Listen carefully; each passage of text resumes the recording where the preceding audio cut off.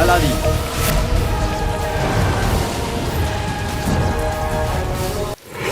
কালো চোর। होने लगे हैं ये सिलसिले आँखों के, होने लगे हैं ये सिलसिले आँखों के।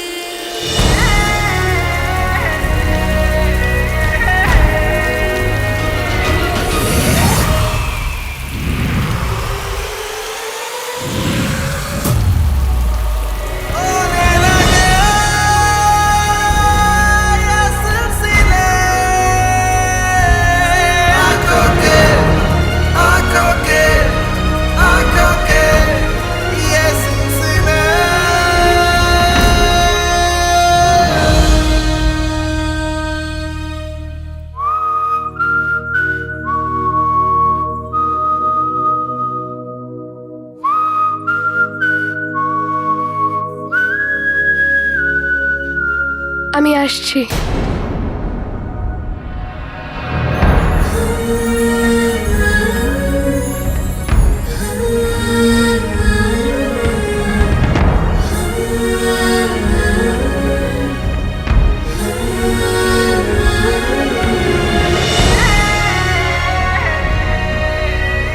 তুমি এই চোখ দিয়ে তীর চালাও।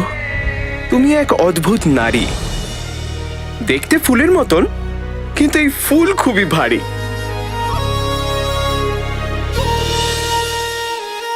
আমি আমি ক্ষমা চাইছি। আরে না না না না, আমি তো মজা করছিলাম। আমি ক্ষমতা দেখালে না পাহাড়ও তুলে নেব। তাহলে আমাকেও তুলে নাও।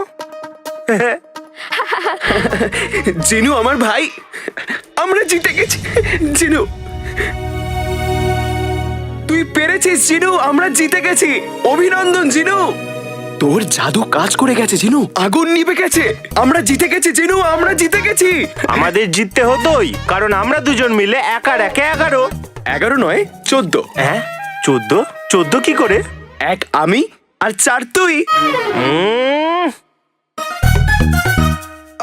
আরে আমি তো আরে আরে শোন, আরে আমি তো মজা করছিলাম রে ভাই। আরে রাগ করিস না ভাই। মানলাম। কিন্তু আকা, এটা তো ভালো হয়েছে যে বড় খনির কাছে যাওয়ার আগে আগুন নিভে গেছে। হ্যাঁ জিনু, আরে সবকিছু তোর। আমি একা কিছু করিনি, আমার সাথে মায়ের আশীর্বাদ ছিল। হ্যাঁ জিনু, এটা তো তারই আশীর্বাদের কারণ যে আমি আমার লক্ষ্যে পৌঁছাতে পেরেছি। তোর মনে আছে জিনু, কোতোয়াল কি বলেছিল? যে তেল খুঁজে বার করবে সে প্রাসাদে চাকরি পাবে। এবার আমার এখানে আসবার আসল উদ্দেশ্যটাও পূরণ হবে। আর আর আর আমার মন তো এখন থেকে এটা ভেবে আনন্দ পাচ্ছে যে আমি তার কাছে পৌঁছাতে চলেছি যাকে আমি সত্যিই খুব ভালোবাসি।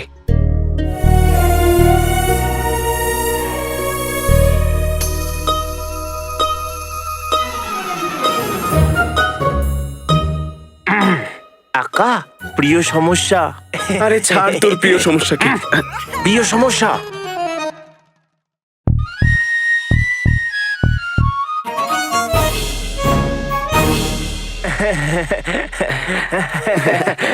প্রিয় সমস্যা। আমি তোমাকে কখনো বলিনি যে আমার জীবনে একটি মেয়ে আছে।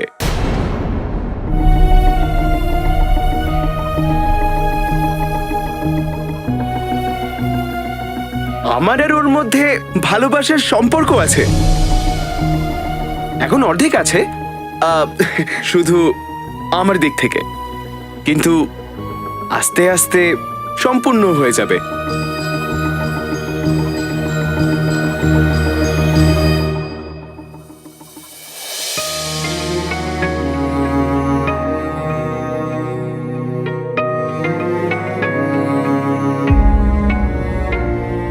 ভাই, যখন ওর সম্পর্কে এত কিছু বলেই দিয়েছো, তখন ওর নামটাও বলে দাও।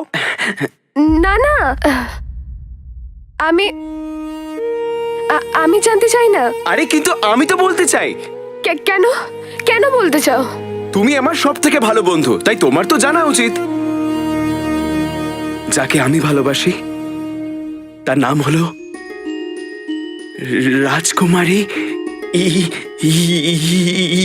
ইয়াসমিন।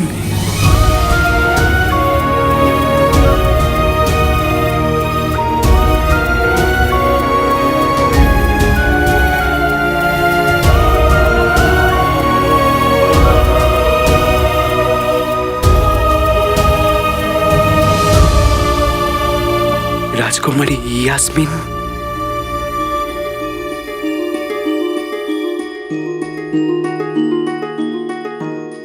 জিনু, মা কোথায়?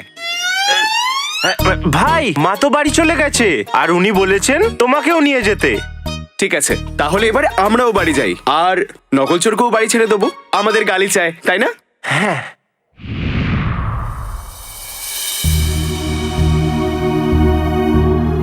নকলচোর, আমার ভালোবাসার সাথে আমি দেখা করব, আর ভাবনায় তুমি ডুবে রয়েছো। আকা, মনে হচ্ছে তুমি প্রিয় সমস্যাকে বেশি সমস্যায় ফেলে দিয়েছো। আরে এরকম কিচ্ছু নয় জিনু, আসলে আমি তো প্রাসাদে চাকরি পেয়ে যাব, আর তারপর আমি স্বপ্নের রানী রাজকুমারী ইয়াসমিনের কাছে পৌঁছে যাব। তাই আমার কাছে তখন বন্ধুর সাথে দেখা করবার জন্য সময় থাকবে না, সেই জন্য একটু রাগ করে আছে। কেউ কোনো মানুষকে না দেখে, তাকে না জেনে ভালো কি করে বাঁচতে পারো কালোচোর? তার মানে তুমি ইয়াসমিনকে নয়, রাজকুমারীকে ভালোবাসো, তার অর্থকে ভালোবাসো। রাজকুমারীকে তো দুনিয়া চেনে। যদি তুমি ইয়াসমিনকে একটু জানার চেষ্টা করতে। কিন্তু তুমি চিন্তা করো না নকলচোর, যখনই আমার রাজকুমারীর জন্য উপহার নিতে হবে তখন আমি পরামর্শ তোমার থেকেই নেবো, আর তাকে বলবো আমার বন্ধু। তোমার আসল নাম যেন কি ছিল? ঘনা? না না না না না, ঘনা টনা নয়, মনা। সানা? সানা সানা সানা। তোমার আসল নাম তো সানা, খুব ভালো নাম। কিন্তু রাজকুমারী ইয়াসমিনের থেকে ভালো নাম নয়। চুপ করো!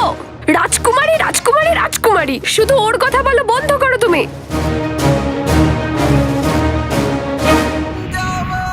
চিনু, এই আশেপাশে কিছু পড়ছে মনে হয়।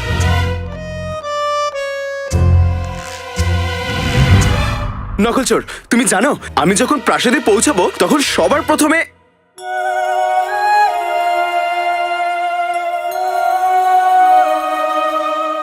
প্রথমে আমি রাজকুমারীর কাছে যাব।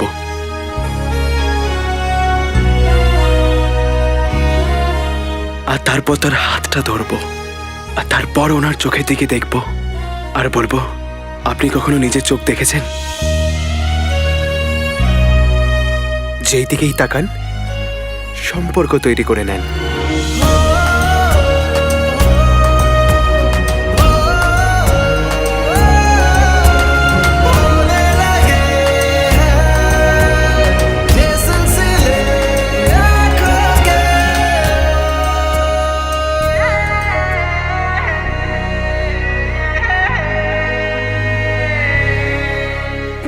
যেই রাজকুমারী আমার উপরে লাট্টু হয়ে যাবে, তোমার জন্যও ঝাড়পোছ করবার চাকরি পাইয়ে দেবো।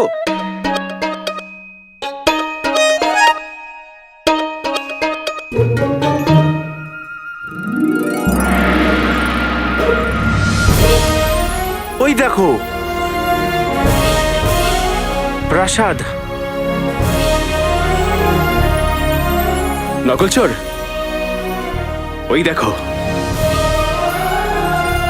আমার শ্বশুর বাড়ি।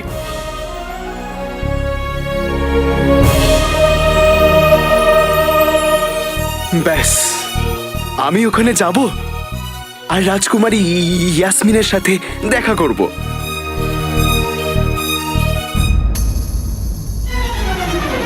আমি এখানেই নামতে চাই।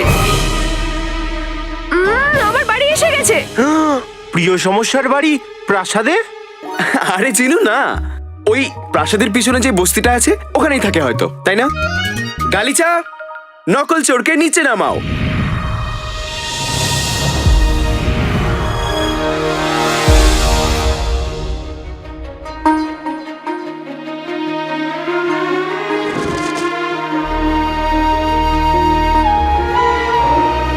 আলবিদা শেখ জিনু।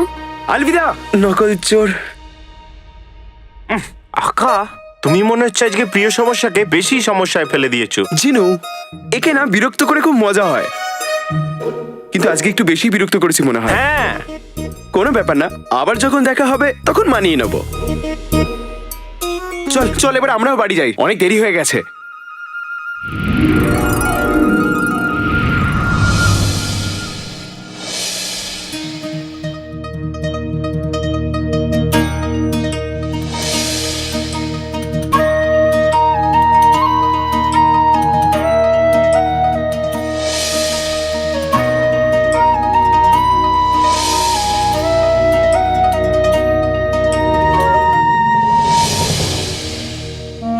ভেবেছিলাম দেখা হবে,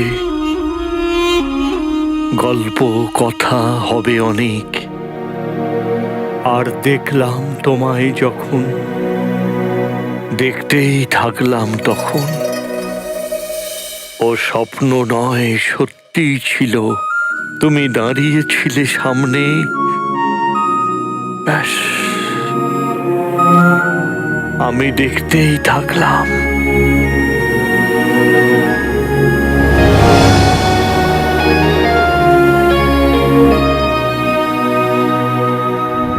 তোমাকে এক ঝলক দেখে আমি আবার বেঁচে উঠেছি রুকসার। কাল পর্যন্ত এই বাড়ির সমস্ত স্মৃতি মনের মধ্যে কাঁটার মতো বিঁধছিল, কিন্তু আজ সেই স্মৃতি ফুলে পরিণত হয়ে গেছে।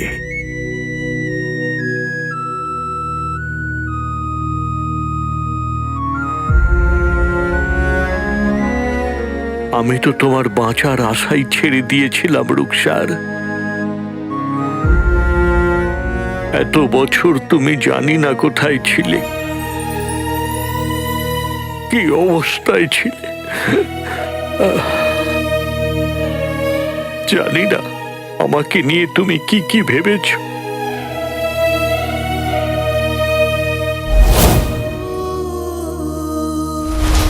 কালকের সূর্য আমার সব প্রশ্নের উত্তর দেবে। কাল সকালেই আমি নাজনীন আর মুস্তাফার সঙ্গে দেখা করব, আর জেনে নেব রুকসার ওদের সঙ্গে থাকে না অন্য কোথাও। তারপরেই আমি তোমার সঙ্গে দেখা করব রুকসার। আমি তোমার সঙ্গে দেখা করবই।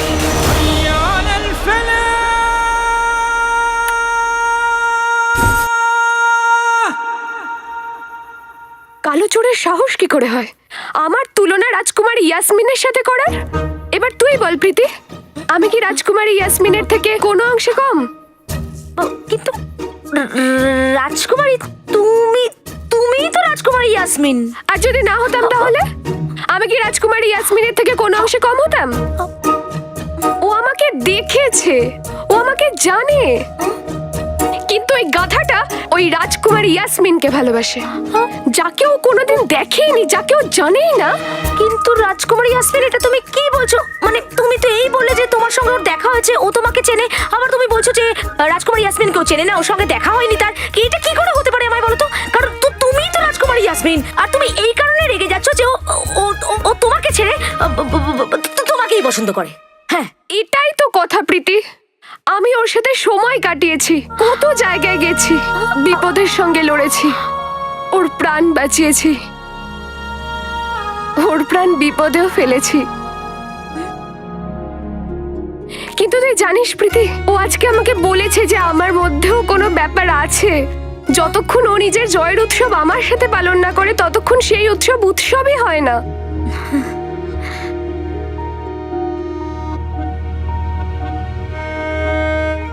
কিন্তু ও তো রাজকুমারী ইয়াসমিনকে ভালোবাসে, তাই না? ও রাজকুমারী ইয়াসমিনকে ভালোবাসে।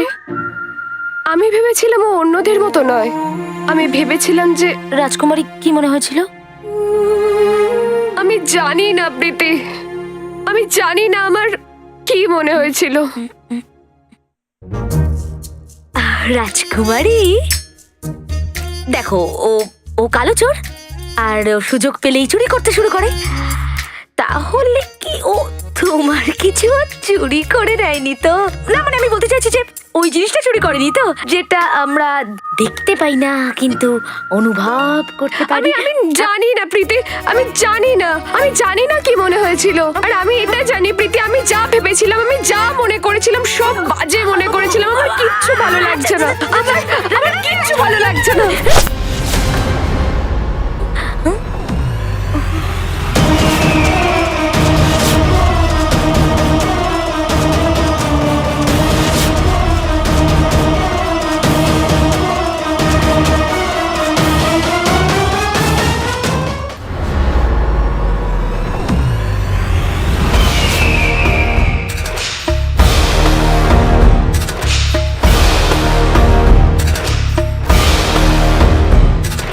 সাবধানে রাজকুমারী। ক্ষমা করে দিন ওয়াজিরে আলা। আসলে আমি মহামান্য বাদশার সঙ্গে আপনাকে অভিনন্দন জানাতে এসেছিলাম। ধন্যবাদ।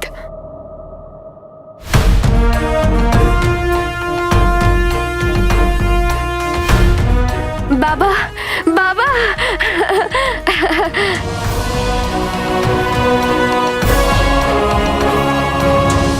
আমি খনির দুর্ঘটনার কথা যেই শুনলাম আমি তো ভয় পেয়ে গিয়েছিলাম, কিন্তু তুমি যে বুদ্ধিমত্তার সাথে পরিস্থিতি সামলেছ আমার তাতে গর্ব হচ্ছে।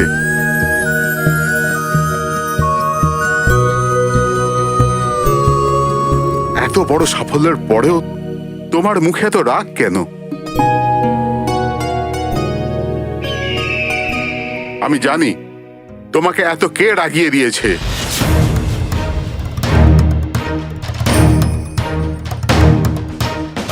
তুমি জানো? হ্যাঁ, এটাও জানি যে দিন রাত তোমার মনে একজনের ভাবনাই ঘোরাফেরা করে। বাবা কি করে জানতে পারলো যে আমি সবসময় কালো চোরের কথা ভাবি? আর ও হলো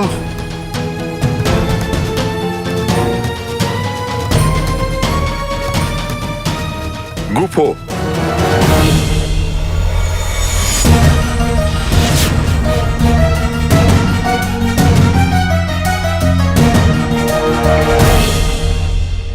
খনিতে ওই বিস্ফোরণের জন্য গুফোর হাত থাকতে পারে। হ্যাঁ বাবা, যেভাবে বিস্ফোরণ হয়েছে তাতে বোঝা যাচ্ছে এইসব পরিকল্পনার পিছনে গুফোরই হাত আছে। আমি এটা মনে করি যে ওর এত চেষ্টার পরেও তেলের ওই বিশাল খনির কিচ্ছু হয়নি। হ্যাঁ ওয়াজিরে আলা, কুয়ার খনিতে এখন থেকে আরো কড়া পাহারা দিতে হবে। আপনি একদম চিন্তা করবেন না। আমি রাত দিন ওই তেলের খনির চিন্তাই করে থাকি। আমি তো সবসময় এটাই ভাবি যে ওই খনির বিস্ফোরণে কিসের খামতি ছিল।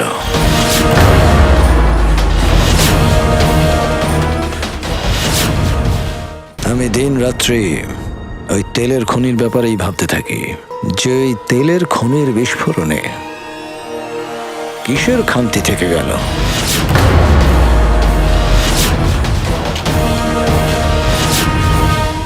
আমার বলার অর্থ এটাই, আমাদের দায়িত্বে এমনকি খামতি থেকে গেল যে বিস্ফোরণ ঘটে গেল।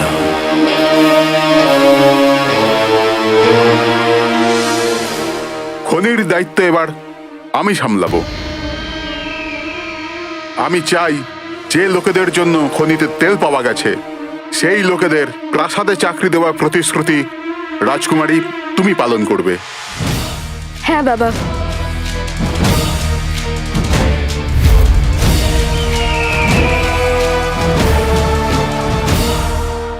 আমি তো প্রাসাদে চাকরি পেয়ে যাব, আর তারপর আমি স্বপ্নের রানী রাজকুমারী ইয়াসমিনের কাছে পৌঁছে যাব। তোমার প্রাসাদে চাকরি চাই না কালো চোর। এবার আমি দেখছি যে তুমি প্রাসাদে চাকরি পাও কি করে।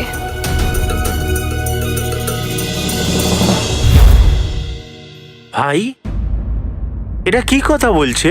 কিছু না জিনু, এরা আমার দুর্বলতার কথা বলছে। যার এরা সবসময় সুযোগ নেয়, কিন্তু এবার আর নয়। আপনাদের লজ্জা করে না? এই কিছুক্ষণ আগে আমরা আপনাদের প্রাণ বাঁচালাম, আর আপনি ভাইয়ের দুর্বলতার সুযোগ নিচ্ছেন। হ্যাঁ মা বাবা, শেখ জিনু একদম ঠিক কথা বলছে। এরা আমাদের প্রাণ বাঁচিয়েছে, আমাদের লজ্জা লাগা দরকার। খুব ভালো, লজ্জা তো করাই উচিত।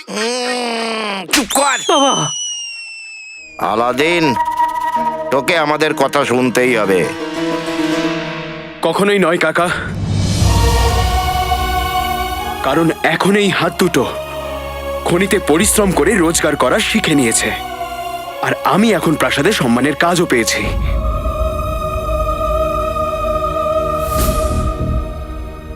তোমার প্রাসাদে আসার স্বপ্ন কোনোদিন পূরণ হবে না কালোচোর।